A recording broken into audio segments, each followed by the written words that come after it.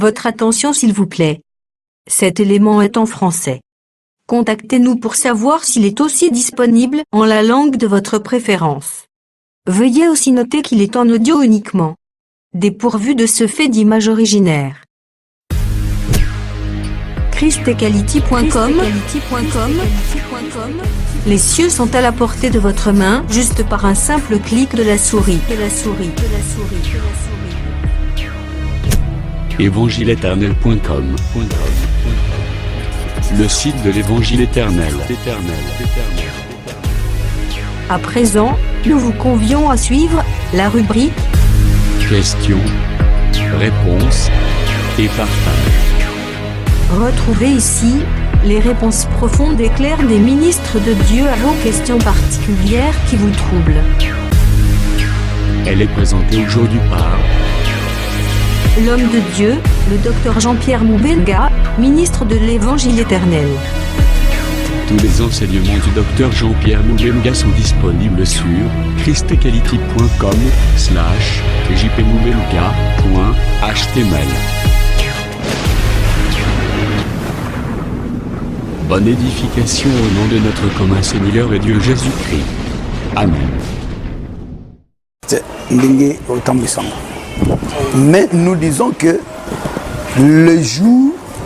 D'ailleurs, si vous prenez Apocalypse chapitre 12, vous trouverez que Dieu mélange le tout. Donc Genèse 1 est en désordre. Parce que là, il y a la présence de la lune et des étoiles. Apocalypse chapitre 12, la vision, la grande vision. On voit la lune et les étoiles. Ça représente quoi? La nuit, d'après Genèse 1. Oui. Mais on voit aussi le soleil.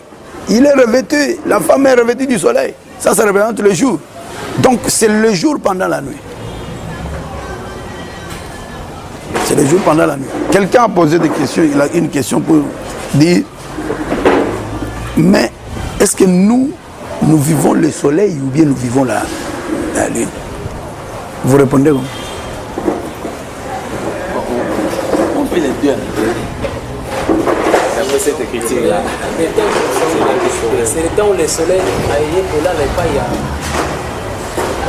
C'est-à-dire que la femme maintenant, elle s'appelle la soleil, c'est-à-dire qu'elle s'appelle la Katia, bien de la nuit, elle s'appelle la Mokoro. Nous vivons en plein jour. C'est ça que Paul a dit, non? La nuit est là, mais nous vivons comme en plein jour. C'est pourquoi nous avons parlé de, n'est-ce pas, de Orion comme étant la tente du soleil. La tente du soleil, là où le soleil, après avoir fait sa course, il va entrer pour se reposer. Et quand le soleil est là, c'est là où nous avons parlé de ce qu'il a demandé. En réalité, le soleil est dans la lune. Parce qu'il vient pour le mariage. Le mariage, c'est que l'homme quittera. On ne dit pas que la femme quittera, c'est l'homme qui quittera. L'homme quittera et avec sa femme, ils deviennent une même chair. Et quand on devient ensemble, c'est là où le soleil et la lune deviennent une même chose.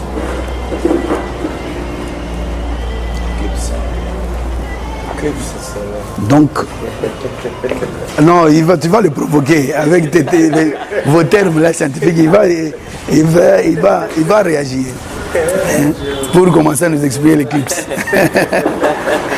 Mais néanmoins, il ne faut pas te gêner, il faut parler. Moi j'aime ça. Donc, c'est pour dire que nous vivons le soleil dans la nuit. C'est un jour spécial, un jour terrible. Oui, c'est le jour de Josué. Parce que c'est le même jour qui ira de l'autre côté. C'est un jour cyclique. Il sera encore de l'autre côté. Donc le verset de Psaume 19 peut s'expliquer de plusieurs manières. D'abord, ce que lui voulait dire. Il voulait aussi bien dire. Ça, c'est un jour. Tu ne vas pas refuser ça, c'est le jour. Mais ce jour aussi, c'est aussi le terme qu'il voulait utiliser, c'est un jour enseignant, n'est-ce pas, qui enseigne qu'il y a un jour quelque part. Paul a vécu ces choses terriblement dans Actes chapitre 22, verset 6. Lis un peu ça.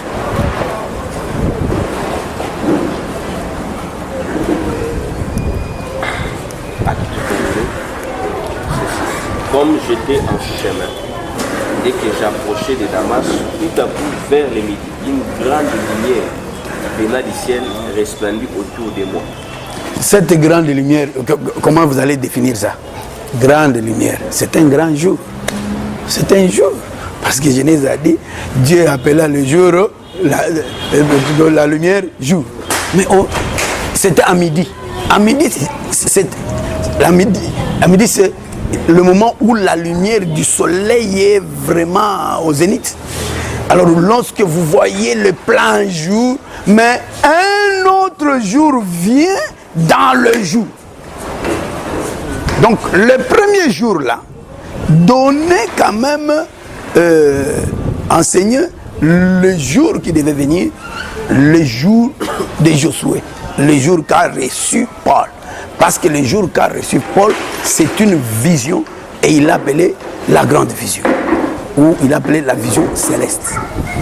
C'est une vision, c'est une grande lumière, c'est la grande lumière, c'est le vrai soleil, la grande ours, le véritable. Vous voyez, donc il a vu cela comme ça. Donc c'est pour dire que ce verset peut être interprété par rapport à ce verset ici des Actes 22. Donc un jour naturel, mais qui donne l'idée du jour spirituel. Et ça, c'est la révélation. Ça, c'est la révélation. La prophétie, nous avons situé ça par rapport au délevé du soleil. Et nous avons situé ça à 2 nuits de Gédéon. Les 2 nuits de Gédéon. Et nous voyons aussi que, pour confirmer Matthieu 6, j'ai donné évidemment aussi Jean 21. Le devoir que je vous avais donné était facile. C'est très facile. Avec Jean 21 aussi, c'est facile. Pierre a travaillé toute la nuit. Cette nuit-là, c'est un matin. Mais Jésus vient le matin. Alors que, déjà, le temps où il a travaillé la nuit, c'était le temps des prophètes. Où il a travaillé toute la nuit. Sans rien avoir. Parce que quand les prophètes ont travaillé, ils n'ont rien produit. Ils n'ont rien produit. Ils n'ont rien produit. Et effectivement, lorsque Jésus dit, viens le matin, et il dit, jetez le filet à droite, c'est une autre dispensation. Maintenant, on l'appelle ça le matin. Or, oui. Ça parle maintenant le matin de la loi ou le matin des prophètes, oui. Parce que c'est par rapport à Paul, par rapport à ces 2 jours, la lumière et la grande lumière, ça peut avoir un sens avec ce que dit le petit dans Job chapitre 11. Lis. Je ne sais pas comment. On dit, bon, pour toi dirige, je prends le verset 30. Pour toi dirige ton cœur vers Dieu, tend vers lui tes mains. 17. Tes jours auront plus d'éclat que le soleil en son midi. Tes ténèbres seront comme la lumière du matin. Maintenant, j'ai senti, en fait, ici, un petit changement. Normalement, ça devrait être les ténèbres. Ces ténèbres, à lui, se transforment en la lumière du matin. Oui, mais est-ce que tu avais bien considéré Matthieu 6? Matthieu 6. Relis un peu Matthieu 6, comme ça tu compares avec ça.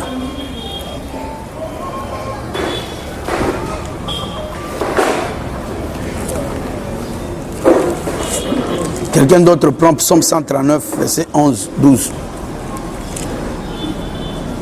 L'œil, 22, Matthieu 6, 22. L'œil est la lampe du corps. L'œil est la lampe du corps. Si ton œil est en bon état, tout ton corps sera éclairé. Éclairer, ça veut dire c'est la lumière. Dans le jour. Donc, œil en bon état égale jour.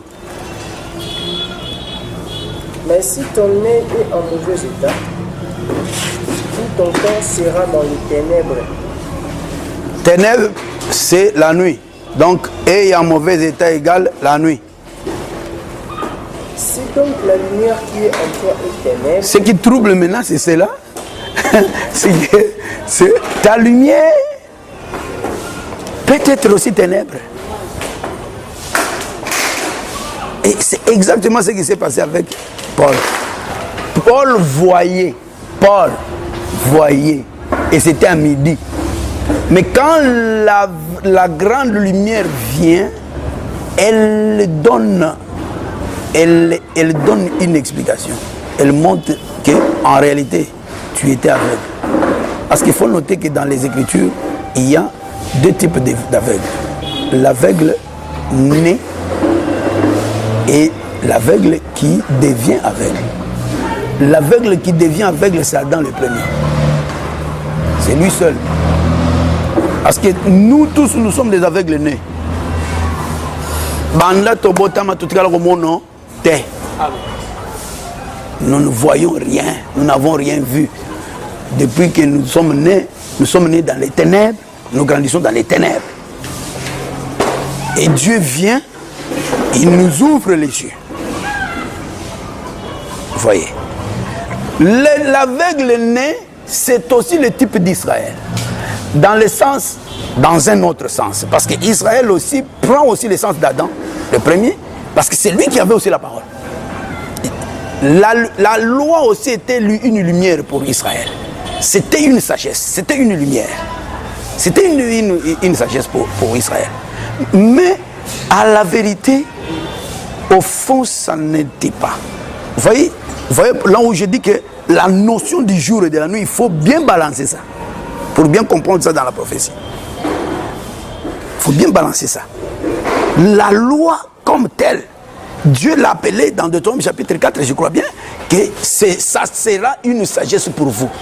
Et c'est une révélation. Il dit, Dieu a caché, c'est caché à toutes les nations. Il s'est révélé seulement à Israël. Or, cette révélation dont on parle, c'est la loi. Donc, dans un angle comme ça, Israël physique, naturellement tel qu'il était, avec la loi crue qu'il avait reçue, il était plus sage que nous. Il était plus intelligent que nous, Israël. Parce qu'il avait des lois qu'on ne trouvait pas partout ici. Il était spécial. Et c'est dans cette loi où se trouvait Dieu. Bien qu'il était caché, mais Dieu était seulement avec Israël. Le vrai Dieu. Et nous avions des faux dieux. Donc il y avait une différence. C'est là où nous parlons des âmes sous l'autel. Les âmes sous l'autel, c'est la notion d'Israël. Ce n'est pas la notion des païens. Des nous qui sommes les païens. Parce que l'autel tout entier, c'est un lieu saint. Si tu arrives, c'est comme une ville de refuge. Tu es protégé. Et lorsqu'on dit qu'il y avait des âmes sous les cieux, sous l'autel, c'est pour dire que ce sont des gens qui sont protégés, mais qui ne sont pas encore agréés par le Seigneur. En d'autres termes, c'est comme des gens qui sont prédestinés, qui sont des enfants de Dieu, déclarés enfants de Dieu, qui sont élus, mais qui n'ont pas encore vu la révélation de la parole. C'est ce que j'ai appelé ici, en d'autres termes, gens de peu de foi. C'est Jésus qui a dit à Pierre et aux autres, gens de peu de foi. Il dit à Pierre, gens de peu de foi. Pourquoi tu doutais? Peu de foi, c'est avoir le doute en soi. Or, nous aujourd'hui, à la vérité, nous n'avons pas de doute. Donc, je suis dans la prophétie. Nous, aujourd'hui, l'épouse n'a pas de doutes, elle ne peut pas avoir de doutes. Mais individuellement, on peut trouver que le frère a des doutes. Ça, c'est la doctrine. Donc, dans la doctrine, le frère, tu peux avoir des doutes. Quelque part, tu commences à douter. Alors, nous te dirons gens de peu de foi. Or, la réalité sur gens de peu de foi, c'est-à-dire les gens qui ne sont pas encore baptisés du Saint-Esprit, qui ont écouté la parole, mais qui ne sont pas encore baptisés du Saint-Esprit. C'est ça la vérité sur gens de peu de foi. Donc, c'est pour dire que j'ai peut-être perdu un peu le fil. J'étais où vous me remettez. J'ai poursuivi les détails.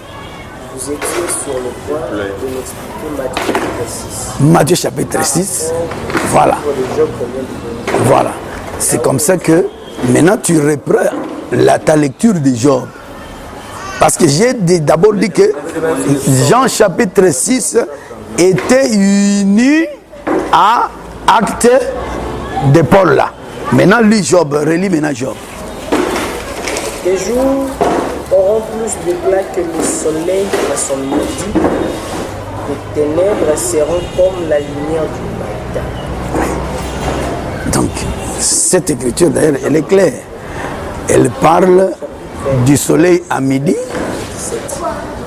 C'est le jour nouveau. C'est un jour nouveau, c'est exactement ce que on parle de Paul là-bas. Maintenant, pause maintenant. Comparativement à Matthieu 6, parce que vous m'avez dit de comparer les deux. Oui. En Matthieu 6, l'Écriture dit Ta lumière. Prends garde que la lumière qui est en toi soit ténèbre. Si la lumière est en toi et ténèbre, combien sera grande ces ténèbres? C'est qu'on peut trouver. L'homme peut se dire qu'il a une lumière à l'intérieur. Mais. D'ailleurs, c'est là où j'étais. Parce que je t'ai parlé de l'aveugle né. L'aveugle né croit qu'il est dans la, qu'il voit. C'est pourquoi on a vu les pharisiens venir chez Jésus dire ah, nous aussi, nous sommes aveugles. En réalité, si nous considérons leur déclaration, c'est qu'ils étaient aveugles sans savoir qu'ils sont aveugles. Paul était aveugle sans savoir qu'il était aveugle. Parce qu'il avait des écailles sur les yeux. Excusez-moi, mais Jésus faisait ça. Oui. En disant que si vous étiez aveugle, vous n'auriez pas dit. Et non, faites attention. Et Jésus savait qu'ils étaient aveugles. Qu'est-ce que Jésus a dit là? Jésus a parlé dans l'ironie. Il faut faire attention. Il disait que c'est ça même, être aveugle sans savoir qu'on est aveugle. Aveugle sans savoir qu'on est aveugle, ça veut dire que on croit voir. Et Israël croyait voir, parce qu'Israël c'est lui le jeune homme riche. Lui croyait voir. C'est pourquoi Jésus dit, je ne suis pas venu pour ceux qui voient. Ceux qui voyaient là, c'est qui? C'est cet Israël là. Voir là, dont il est question, ce n'était pas réellement le voir de Jésus. C'était leur propre voir. La vision d'Israël. La manière de voir d'Israël. Cette manière de voir, pour eux, ils voyaient. C'est pourquoi ils devaient mourir dans leur péché. Et Dieu, Jésus cherchait les gens qui avaient la conscience que nous ne voyons pas. Israël ne voyait pas, mais il n'avait pas la conscience qu'il ne voyait pas. Pour Israël, il voyait. C'est pourquoi Jésus a dit, vous voyez. C'est pourquoi vous mourrez dans vos péchés. Je ne suis pas venu pour vous, parce que vous voyez. Il leur parlait comme dans l'ironie. La preuve, c'est Paul. Paul était de Benjamin. Hein? Il était israélite. Il était qui? Cette religion, c'est qui? Il était pharisien. Il était pharisien. Il a été au pied de Gamaliel, un grand professeur. Mais il a compris que lorsque le vrai jour est venu, le vrai jour doit te montrer que tu es réellement aveugle.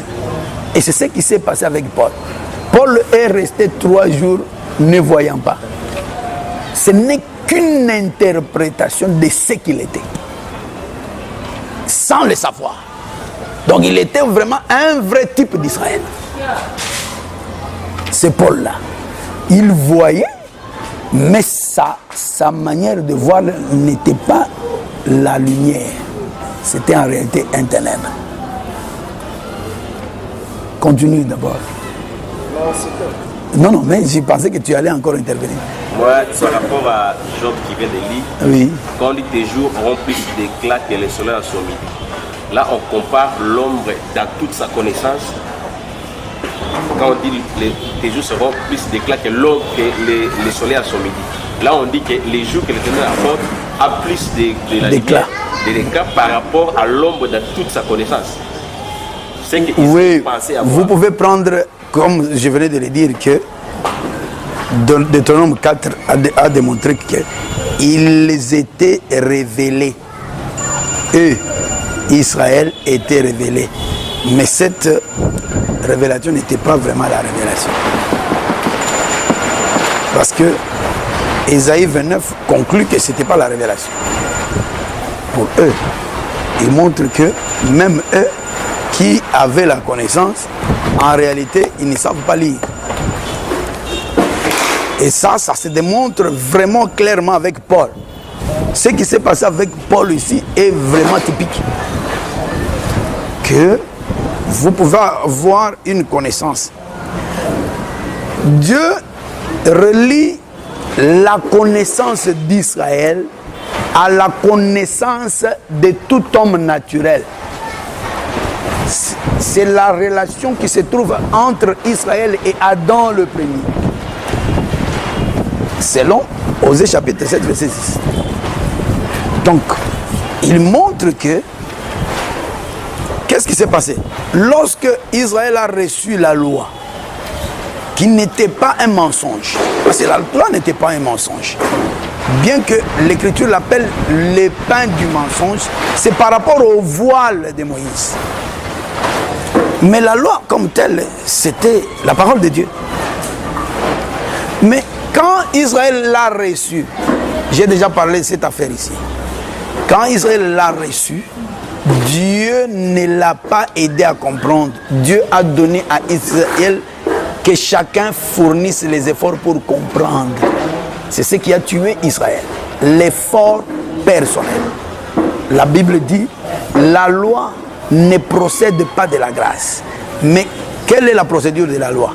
La loi dit, c'est lui qui pratiquera ces choses, vivra par elle. Ça, c'est que chacun doit fournir ses propres efforts pour pratiquer. Or, pour pratiquer, il faut faire quoi? Comprendre d'abord. Israël a commencé d'abord par chercher la compréhension personnelle. C'est pourquoi ils se sont glissés dans des usages, des traditions humaines. Ils se sont glissés en fournissant les efforts, ils ont dévié. Ils se sont créés un autre Orient. L'Orient de l'Orient. Alors que Dieu leur avait placé une bonne chose dans la main et qu'ils n'ont pas compris. Donc d'abord c'est la procédure de la première alliance. C'est que chacun devait fournir ses efforts. C'est là où le peuple est tombé. Mais la grâce ne procède pas que fournis tes efforts. Non. La grâce procède autrement. De la foi. Crois que ce que Dieu a dit est en toi. Crois que ce qu'il a dit est pour toi. Et en croyant, la foi entre et produit les effets en nous. Mais là-bas, il n'y avait pas de foi, il y avait fournissez chacun ses efforts. Et tout a commencé avec Exode chapitre 19, lorsque Dieu, après avoir parlé, il a demandé au peuple, le peuple a répondu d'emblée, nous ferons tout ce que l'Éternel a dit de faire. Ils sont tombés dans un piège. Ce piège qui était la loi et qui est aussi la première alliance, une alliance avec condition. Si tu fais, si tu fais, si tu fais. Chez Abraham, Dieu n'a pas dit ça comme ça. Il dit, je te donne. Le livre des psaumes. Lis le livre des psaumes, on s'arrête là-bas. Toutes les généralités sur les jours et la nuit, je crois avoir dit. Si j'ai dit, au moins les ténèbres vivants, la nuit devient lumière autour de moi. Même les ténèbres ne sont pas obscures pour moi. La nuit brille comme le jour, les ténèbres comme la lumière. Somme combien? 39. Là, le Seigneur confond. Il confond la lumière, les ténèbres. Lis l'autre verset qui suit. 13. C'est toi qui as formé mes rêves. Non, ça va, tu t'arrêtes là. Mais il dit, même les ténèbres ne sont pas obscures pour toi. Il fallait dire ça. C'est comme si tu n'as pas dit cette phrase. Non, j'ai commencé à 11. J'ai 11. Si j'ai dit au moins, les ténèbres me couvriront. La nuit devient lumière autour de moi. Même les ténèbres ne sont pas obscures pour moi. Pour toi. Pour toi. Tu vois, quand tu dis ça, tu confonds la parole. Tu ajoutes les diables te sollicitent beaucoup, frère. Tu y ajoutes. Quand tu as dit pour moi, même. Ça confond la parole. Ça trouble la parole. C'est pour toi, pour l'éternel. C'est pas pour un homme. Ça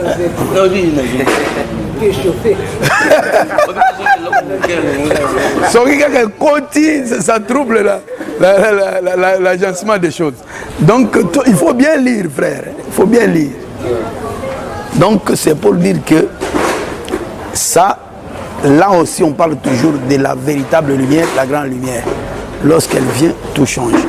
Et l'homme ne peut pas se couvrir dans ses propres péchés, ne peut pas se couvrir dans ses connaissances. Les connaissances de l'homme sont ténèbres devant Dieu. Donc la parole, la lumière, la véritable lumière, c'est seulement la pensée de Christ, c'est tout. Et Dieu, là, il est jaloux, là, il est très sévère, il ne change pas. Vous avez dit La lumière, la vraie lumière, c'est la pensée de Christ. Nous, heureusement, qu'une écriture dit que nous avons la pensée de Christ. Ah, gloire à Dieu. Dieu nous a fait grâce. Et cette pensée de Christ, c'est une grossesse que nous avons. Un fils. Si on peut comparer la nuit d'autrefois qu'on peut appeler les jours aussi, des prophètes par rapport à Israël, par rapport au venir de Christ, au venir de Jésus-Christ sur la terre. Si on peut comparer Jésus, sa naissance sur la terre, on appelle ça aussi le lever du soleil. Et puis, la venue des prophètes, on appelle ça le lever du soleil. Maintenant, quelle est la grande différence entre la venue des prophètes et la venue de Christ? Est-ce qu'il n'y a pas la différence là-bas? Il y a la différence. La différence, c'est que la venue des prophètes, qui est un matin, c'est l'ombre. C'est une ombre de Christ venant. On a posé la question à Christ. Es-tu Jérémie? Es-tu Ésaïe? Il n'était pas Ésaïe. Il était Ésaïe. Il n'était pas Jérémie. Il était Jérémie. Il était tout ça. C'est la concrétisation ou l'accomplissement de tous ces prophètes. C'est pourquoi nous disons que Christ, le levé, Christ, c'est lui qui est réellement le levé, hein, concrètement le levé. Pourquoi? Parce qu'il était l'accomplissement de tout cela. Donc quand vous regardez Christ, vous voyez Ésaïe, vous voyez Naoum, Habakkuk. C'était lui. Il faisait le tout là. C'est-à-dire que la grande différence c'est que Jésus s'est réuni tous les prophètes en lui. La totalité. C'est la totalité, c'est la réalité. Les autres sont une ombre du prophète. On a donné que la loi c'était un fait. Quand la loi était la première loi, c'est comme la lumière.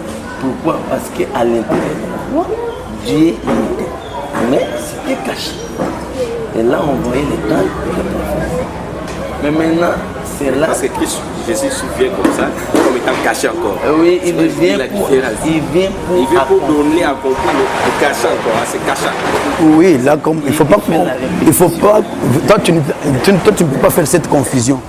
Parce que nous répétons ici toujours que la prophétie s'accomplit, mais la même prophétie aussi s'interprète.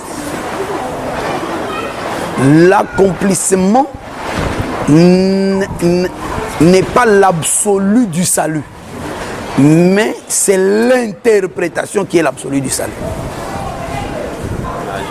Jésus était l'accomplissement des prophètes, il est resté caché, mais il devait s'interpréter. S'interpréter, c'est communiquer, se communiquer comme la vie. Donc, transmettre la pensée de Christ sur lui, sur tous ces événements-là. Oui. Oui, donne ta préoccupation. Oui, Jonas 4, on n'a pas traité ça. Si tu veux, pose ta question comme ça, on viendra traiter ça. Dans l'écriture, c'est comme si le ver de terre est venu piquer le ricin. C'était, l'écriture dit, le matin. Le lendemain à l'aurore. Mais la déclaration de... Est-ce que tu relis? Ah, ici, nous sommes au fils des prophètes. Il faut lire, on est patient. Le lendemain à l'aurore.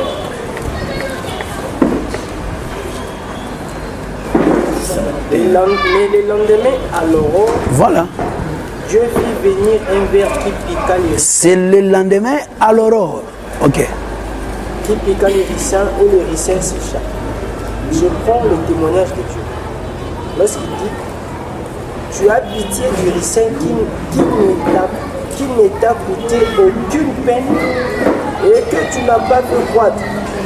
Qui est né dans une nuit et qui périt dans une nuit. Pourtant, l'action s'est faite à l'aurore. Mais la déclaration divine, c'est que il sécha dans une nuit. Est-ce que l'aurore est nocturne? Oui, l'aurore. Parce que l'aurore, c'est un grand mystère. Le crépuscule et l'aurore sont des moments qui annoncent quelque chose. L'air annonce le lever, je vais dire ça comme ça. Il y a le coucher du soleil et puis le retournement de la lune. Mais également aussi le lever du soleil dans le second. Maintenant, quand j'étais calme, j'étais en train d'examiner cela dans mon cerveau. Je me suis posé la question, comment se fait-il qu'il piqua pendant l'aurore, mais la déclaration dit qu'il s'agissait c'est un problème. Non, ça sera très facile. Quand tu reviendras, on va parler. D'abord, l'aurore lui-même, dans les Écritures, s'appelle la 4e veille. La 4e veille, c'est un mystère. On le verra. Mais entre-temps, je vous ai poussé là-bas pour que vous parliez de la nuit là. Le ricin est né la nuit, c'est quelle nuit? Mais il faut d'abord que vous cherchiez aussi les ricins. Hein? Le ricin, c'est qui? Il est né la nuit. Et le ricin a séché aussi la nuit. Il a séché la nuit. Or, nous savons que normalement, les choses sèchent le jour quand le soleil frappe. Et ça sèche. Mais ici, on a utilisé le terme un ver. C'est le ver de terre qui a piqué. En fait, ce ver-là, c'est un soleil qui sèche les choses. Le ver-là est venu quand? À l'aurore. C'est le ver qui est venu piquer. À l'aurore. Et puis, il a fait sécher les corps. Mais notre problème était la nuit de naissance et la nuit de la mort. Va d'abord, quand on revient, on va toucher un peu ça. Que le Seigneur vous bénisse au nom de Jésus. Nous allons remercier le Seigneur pour la portion d'aujourd'hui. Prions au nom de Jésus.